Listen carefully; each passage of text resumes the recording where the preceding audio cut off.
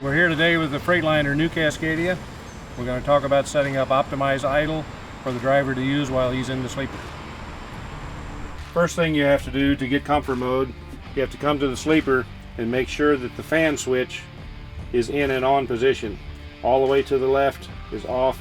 It has to be in some position of being on for the idle comfort mode to work. So then we come back up to the front, and you can start optimize idle with the engine running or with the engine off. So we can do this with the engine not running. And turn the key on, wait for the gauges to sweep like normal.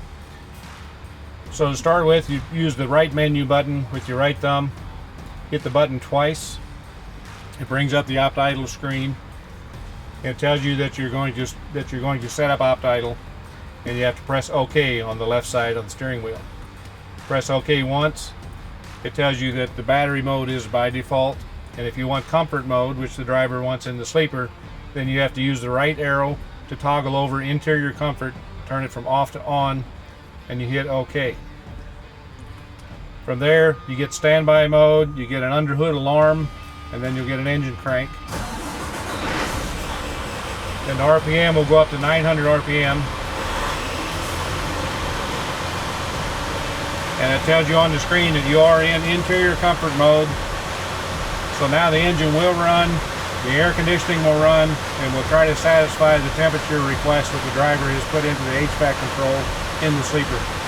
When it reaches that temperature, the engine will shut down.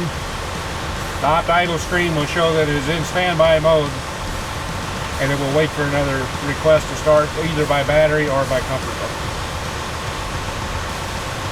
If the driver would like to disable comfort mode, disable opt idle altogether, according to the screen you push OK, and you can use the drop down to get down to disable all. Press OK, it brings the idle back down to the standard idle of 600 RPM. And that's how opt idle works to set up comfort mode for the driver.